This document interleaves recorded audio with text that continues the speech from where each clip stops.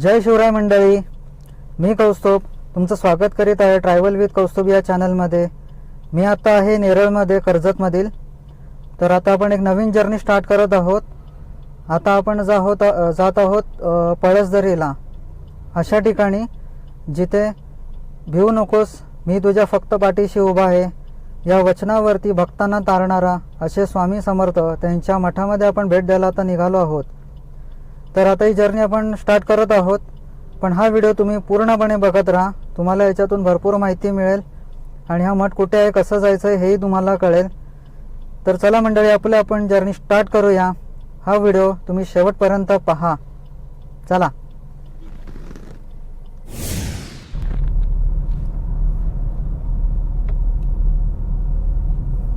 मंडळी, आता आपण नेरळ सोडत आहोत आणि मागे 200 ते 250 मीटर वरती जो माथेरानचा गेट आहे, जिथून घाट चालू होतो, तो आपण मागे सोडला आहे।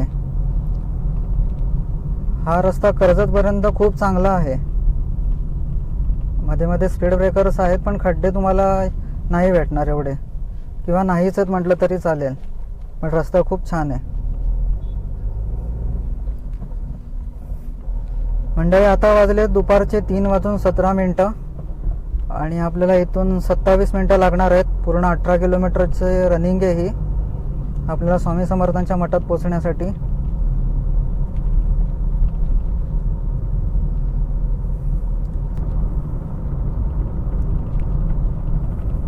मंडळी, मी जेव्हा जर्नीला निघतो ना, त्यावेळेला माझा प्रत्येक अपडेट मी हे करत असतो, इंस्टाग्रामला अपडेट करत असतो। तर तिथे तुम्ही जाऊन चेक करू शकता। त्यासाठी माझ्या पेजला फॉलो करा, म्हणजे तुम्हाला मी कुठली जर्नी स्टार्ट केली आहे, कुठे चाललो आहे, काय काय करतोय, काय काय मजा करतोय, हेही तुम्हाला समजेल। तर त्यासाठी माझ्या इंस्टाग्राम पेजला फॉलो करा।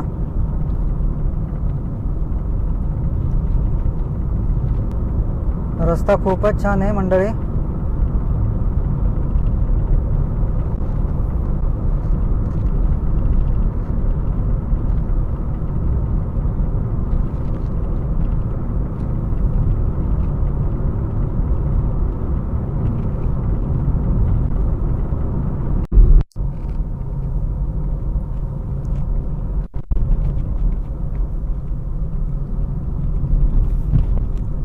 मंडळी, आपण आता आलो आहोत कर्जतला आणि या कर्जतच्या सर्कलवरून आपण राईट घेणार आहोत पळसदरीसाठी, पळसदरी, पनवेल, पुणा, मुंबईसाठी।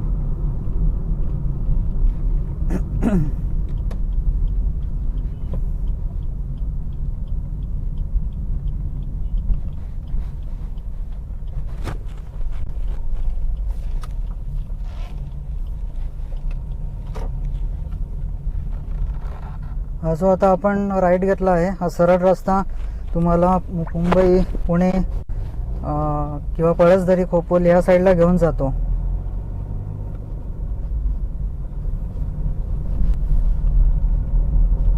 मंडळी, आता आपण कर्जत मागे सोडला आहे, अजून आपल्याला 10 मिनिटं लागतील आणि 5.5 किलोमीटरचं अंतर आहे इथे। आता वाजले 3:35 आहे।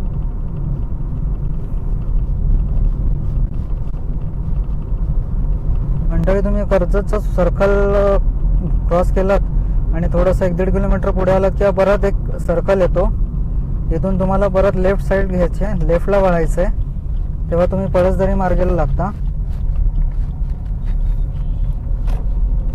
हा रस्ता माझ्यासाठी पण नवीनच आहे, मी इकडे कधी आलो नव्हतो, फर्स्ट टाइम आलो इकडे। रस्ता आता स्टार्टिंगला तरी बऱ्यापैकी चांगला मोठा वाटतोय, पुढे बघूया कसं असेल।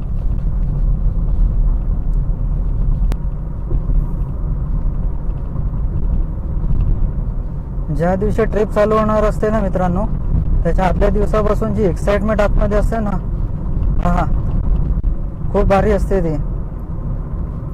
फक्त आपल्याला फिरायला मिळालं पाहिजे, नवीन नवीन जागा एक्सप्लोर करायला मिळाले पाहिजेत। फक्त एवढेच एक्सपेक्टेशन आहेत की रस्ते चांगले पाहिजेत आणि ट्रॅफिक ठीक आहे, मॉडरेट असला ट्रॅफिक तरी ठीक आहे, ॲडजस्ट करू आपण, काय त्याच्यात एवढा नाही, फिरायला मिळालं पाहिजे।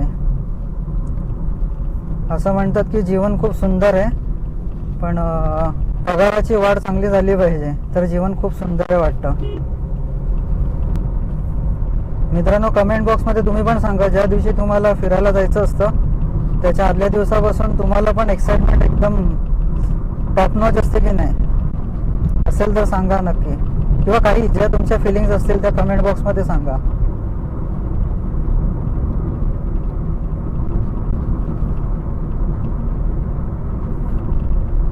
अजून आपल्याला इथून 3 किलोमीटर पार करायचे आहेत. म्हणजे 6 ते 5 मिनिटं लागतील आपल्याला, कारण रस्ता खूपच छान आहे.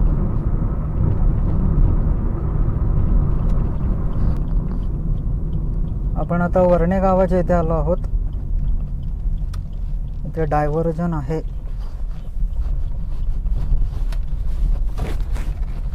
म्हणजे रस्त्याचं पण काम आत्ता नुकतंच झालेलं दिसतंय, कारण काम अजून चालू आहे.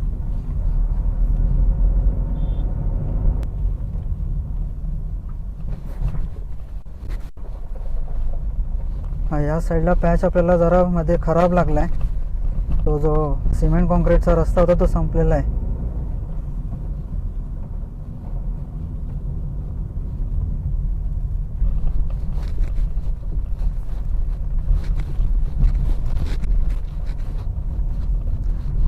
मंडळी, काय कन्सेप्ट आहे काय कळत नाही. मध्येच पॅच असे का सोडले जातात कळत नाही, आणि परत बॅक टू सिमेंट कॉन्क्रीट रस्ते चालू होतात. म्हणजे मी इकडे पहिल्यांदाच बघतोय, काय कन्सेप्ट आहे काय कळत नाही. ही एक इकडे आणि मुंबई गोवा हायवेला, आणि सारखे डायव्हर्जन.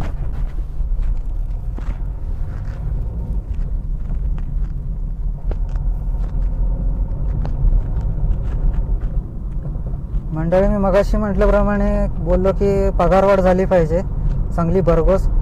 पण ॲक्च्युली आत्ताच्या कॉर्पोरेट ऑफिसमध्ये किंवा कुठल्याही कामाच्या ठिकाणी भरघोस पगारवाढ नाही मिळत, पण भरघोस कामं खूप मिळतात. पगारवाढीच्या नावाखाली काही देत नाहीत. खरं आहे की नाही मित्रांनो? सांगा लगेच कमेंट बॉक्समध्ये.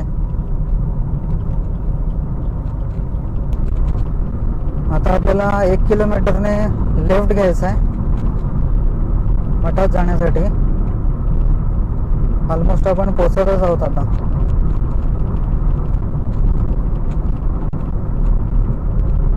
आपण आता बरोबर पळसदरीच्या गावामध्ये हद्दीमध्ये येऊन पोचलो आहोत. आता पुढचाच एक टर्न आहे लेफ्ट साईडला, तो आपण घेणार आहोत.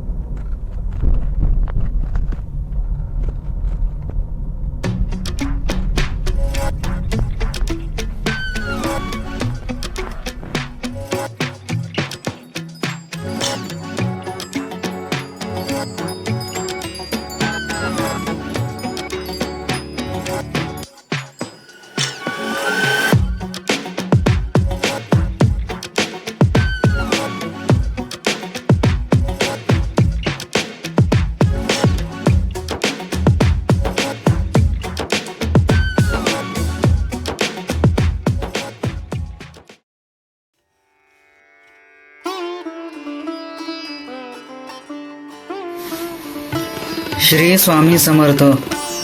मठात आत प्रवेश करताच एक वेगळीच शांतता अनुभवास येते. प्रवेश करताच क्षणी पाय धुवून घेऊन मठात प्रवेश करावा. प्रवेश करताच पहिले तुम्हाला महाप्रसाद कक्ष नजरेस पडते. येथे दर गुरुवारी दुपारी आणि रात्री, तसेच रविवार आणि पौर्णिमेस दुपारी भंडारा असतो. भिवू नकोस, मी तुझ्या पाठीशी आहे, असे भक्तांना अभयदान देणारे श्री स्वामी समर्थ यांनी लोकांच्या कल्याणासाठी महाराष्ट्रातच नव्हे तर देशात अनेक ठिकाणी फिरले व वास्तव्य केले. त्यातलेच हे एक ठिकाण म्हणजेच आजचे पळसदरी येथील श्री स्वामी समर्थ मठ. त्यांच्याबद्दल आपण आता थोडक्यात जाणून घेऊयात. श्री स्वामी समर्थ अर्थात अक्कलकोट स्वामी यांचा प्रकट काल इसवी सन 1856 ते 1878 म्हणजे स्वामी समर्थांचा अवतार हा इसवी सन 19व्या शतकातला आहे. स्वामी महाराष्ट्रातील सोलापूर जिल्ह्यात अक्कलकोट येथे खूप काळ वास्तव्य केलेले श्रीपाद वल्लभ व नृसिंह सरस्वती यांच्या नंतरचे भगवान श्री दत्तात्रेयाचे हे तिसरे पूर्ण अवतार आहेत अशी मान्यता आहे. पहिल्यांदा जेव्हा ते अक्कलकोटमध्ये आले तेव्हा त्यांनी गावातील खंडोबा मंदिरात मुक्काम केला. तो दिवस म्हणजे चैत्र शुद्ध द्वितीया शके 1778 रविवार दिनांक 6/4/1856 होता. चैत्र शुद्ध द्वितीयेला स्वामी समर्थ महाराजांचा प्रकट दिन म्हणून साजरा केला जातो. तर चैत्र वैद्य त्रयोदशीला स्वामी समर्थ महाराजांनी अवताराची सांगता केली. स्वामी समर्थ यांना जसे जसे भक्त जोडले गेले तसे तसे त्या भक्तांचा जीवनामध्ये उद्धार होत गेला.